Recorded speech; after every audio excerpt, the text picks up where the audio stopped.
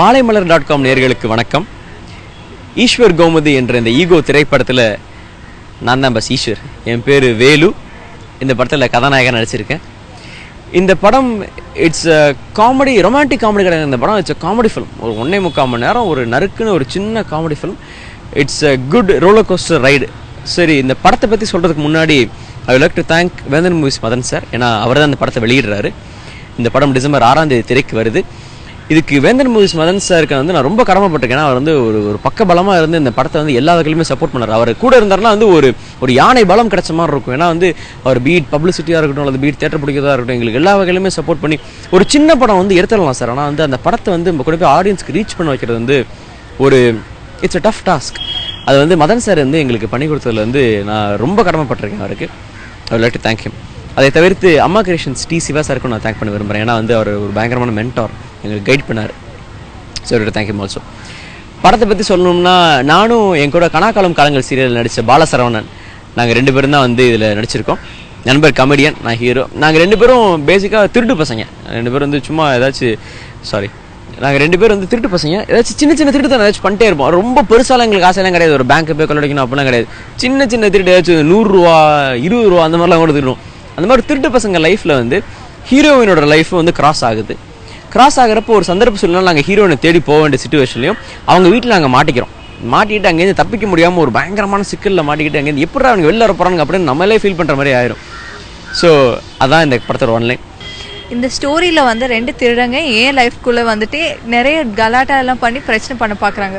So நான் வந்து எப்படி இவங்களை ஹேண்டில் பண்ணுறேன், எப்படி இவங்கள வந்துட்டு இன்னும் இந்த காமெடியான சுச்சுவேஷனுங்க ரொம்ப காமெடியெல்லாம் பண்ணுவாங்க. ஸோ நான் வந்து இந்த காமெடியில் வந்து எப்படி கிளியர் பண்ணிவிட்டு நான் இப்படி ஹேண்டில் பண்ணுறேன், அந்த மாதிரி ஸ்டோரி.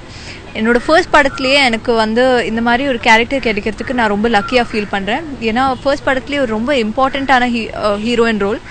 அண்ட் யூஸ்வலாக வரப்போகிற ஹீரோயின் மாதிரி இல்லாமல் இந்த ஸ்டோரியே வந்துட்டு என்ன பேஸ் பண்ணி தான் ட்ராவல் பண்ணி போகுது. ஸோ அந்த மாதிரி ஒரு ஹீரோயின் ரோல் கிடைச்சப்போ எனக்கு ரொம்ப லக்கியாக ஃபீல் பண்ணேன். என்னோட கோ ஆர்டிஸ்ட் வேலு பாலா வந்து ரொம்ப ஹெல்ப்ஃபுல்லாக இருந்தாங்க, ரொம்ப ஸ்வீட்டாக இருந்தாங்க. எனக்கும் வந்து ரொம்ப ஈஸியாக இருந்தது ஆக்ட் பண்ணுறதுக்கும். ஏன்னா ரொம்ப ஒரு ஃப்ரெண்ட்லி என்வாயன்மெண்ட்டாக இருந்தாங்க. எல்லாருமே ஒரு ஃபேமிலி மாதிரி எல்லாம் டிஸ்கஸ் பண்ணிவிட்டு அவுட்புட் எல்லாம் பண்ணோம். டைரக்டர் சார் சக்திவேல் பற்றி கண்டிப்பாக சொல்லணும். அவங்க வந்து ரொம்ப ஃப்ரெண்ட்லியாக இருந்தாங்க, ஹெல்ப்ஃபுல்லாக இருந்தாங்க. அண்ட் ஷூட் போகிறதுக்கு முன்னாடியும் அவங்க நிறைய ரிஹர்சல் செஷன் வச்சாங்க. என்கிட்ட நிறைய ரிஹர்சல் பண்ணிவிட்டு அவங்க சொன்னாங்க இந்த மாதிரி என்ன எதிர்பார்க்குறாங்க கேரக்டரில் எனக்கும் புரிய வந்துடுச்சு. ஸோ ஷூட் ஸ்பாட் போனதுக்கப்புறம் அவங்க வந்து சில டைம் அவங்களே வந்து நடித்து காட்டுவாங்க, எனக்கு இந்த மாதிரி அவுட்புட் தான் வேணும். ஸோ நாங்களும் சேர்த்து ஏதாச்சும் இம்ப்ரவைசேஷன் பண்ணிகிட்டே இருப்போம். அண்ட் அதுக்கப்புறம் அவங்க சில டைம் வந்துட்டு எங்களுக்கே அவ்வளோ ஸ்ட்ரெஸ்ஸாக இருக்கும்போது அவங்க வந்து செம்ம ஜாலியாக வந்துட்டு பேசிட்டு, ஏம்மா ஏன் இவ்வளோ ஸ்ட்ரெஸ்டாக இருக்கேன்னு சொல்லி அவங்களே வந்து பேசிட்டு ஏதாச்சும் ஜோக்ஸ் அடிச்சுட்டே இருப்பாங்க. ஸோ செட்டே வந்து ரொம்ப ஜாலியாக இருந்தது. அவங்க சக்தி சார் பாலிசினா ஆர்டிஸ்ட் வந்து ஸ்ட்ரெஸ்டாக இருக்கக்கூடாது, ஸ்ட்ரெஸ் பண்ணிட்டேன்னா எந்த விஷயமே அவ்வளோ சூப்பராக பண்ண முடியாது. ஸோ சூப்பர் அவுட்புட் வேணும்னா ஜாலியாக இருக்கணும். மாலை மலர் நேயர்களுக்கு வணக்கம். என் பேர் பாலா. ஈகோண்டா ஈஸ்வர் கோமதி. ஈஸ்வருங்கிறது ஹீரோவோட பேர், கோமதிங்கிறது ஹீரோயினோட பேர். அவங்க 2 பேரோட முதல் எழுத்தை போட்டு தான் ஈகோன்னு வச்சுருக்காங்க. அது மட்டும் இல்லை, ஈகோனால் அவங்க 2 பேரும் ஏகப்பட்ட சண்டைகள் வரும், ஏகப்பட்ட பஞ்சாயத்துகள் வரும். அதனால் நிறைய காமெடிகள் நடக்கும். ஆனாலும் ஈகோன்னு பேர் வச்சுருக்காங்க. படத்தில் என்னோட கேரக்டர் பார்த்திங்கன்னா ஹீரோவோட ஃப்ரெண்டு. நான் தான் காமெடி நான் பண்ணியிருக்கேன். அதாவது திருடேன், ஹீரோவும் திருடன் தான், நானும் திருடன் தான். 2 பேரும் வந்து பயங்கரமான திருடைங்களாம் கிடையாது, ரொம்ப மொக்க கோமாளியான திருடைங்க.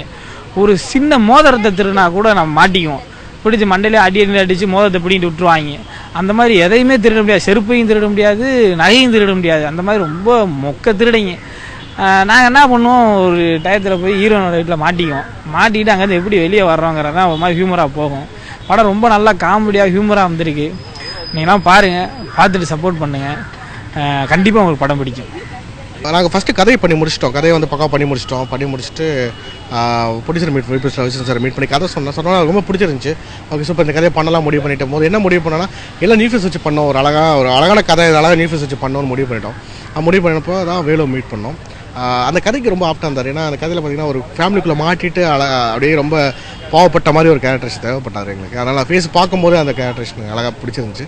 அவர் நடிக்க வச்சு பார்த்தோம், ட்ரெஸ்ஸர் கொடுத்தோம், ரொம்ப சூப்பராக பண்ணார். அவர் ஓகே பண்ணோம். அப்புறம் அனஸ்வரான்னு சொல்லிட்டு ஒரு ஹீரோயின் இன்ட்ரோ பண்ணியிருக்கோம். அவங்க ஆக்சுவலாக நான் ஃபேஸ்புக்கில் வந்து பார்த்து நான் சொன்ன இந்த மாதிரி ஒரு படம் பண்ணுறோம் வந்து பாருங்க அப்படின்னு சொல்லி ரெக்வஸ்ட் கொடுத்தோம். அவங்க வந்து பார்த்தாங்க, ஸ்டில்ஸ் எல்லாம் கொண்டு வந்தாங்க. ரொம்ப சூப்பராக ஸ்டில்ஸ் சூப்பராக இருந்தாங்க. அப்புறம் பார்த்து நடிக்க வச்சு பார்க்கும்போது என் கேரக்டர் கரெக்டாக இருந்தாங்க. ஏன்னா எனக்கு தமிழ் தெரிஞ்ச ஒரு பொண்ணு தான் பெட்டராக யோசிச்சேன். எனக்கு யூஸ்வலாக வந்து தமிழ் தெரியாத ஒரு பொண்ணுக்கு நம்ம தமிழ் புரிய வைக்க ரொம்ப டஃப்பாக இருக்கலாம். தமிழ் தெரிஞ்ச பொண்ணுன்னா எனக்கு கரெக்டாக நான் கன்வே பண்ணுற ஈஸியாக நினச்சேன். அது அழகாக அதே மாதிரி வந்து நான் சொன்ன சீலாம் பிடிச்சி அழகாக நடிச்சிருந்தாங்க. அதேமாரி என்னென்னா காமெடியன் பாலாசர்னு ஒரு பையனை இன்ட்ரோ பண்ணியிருக்கோம். ஏன்னா வந்து இந்த படம் ஃபுல்லாக காமெடி பேஸ் பண்ணி நல்லா ட்ராவல் ஆகிறனால ஒரு நல்ல காமெடியும் தேவை அப்படி முடிவு பண்ணோம். முடிவு பண்ணும்போது பார்த்தீங்கன்னா கனகம் சீரியல் பார்த்தோம். அதில் பாலான்னு ஒரு பையன் நடிச்சிருந்தான், ரொம்ப அழகாக பண்ணியிருந்தான். அதுக்கப்புறம் ஷார்ட் ஃபிலிம் 12 ஷார்ட் ஃபிலிம் அவன் நடிச்சிருந்தான். அதை பார்த்து தான் ஓகே பண்ண உடனே அவனை கூப்பிட்டு ஆடிஷன் பண்ணோம். அந்த கேரக்டர் நான் யோசிச்சு கரெக்டாக இருந்தான், அவனே ஓகே பண்ணோம்.